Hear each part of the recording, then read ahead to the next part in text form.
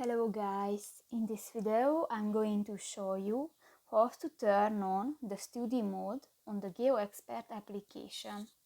But first of all, I just want to mention, please don't forget to subscribe to our channel, because at 100,000 subscribers we are going to show you our YouTube revenue statistics and growth strategy, how to make money online. So let's jump into it. First of all, open the application on your device. Go to the settings icon at the upper left corner of the screen.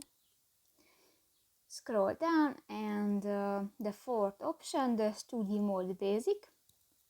And if you want to enable, just click to the next white circle.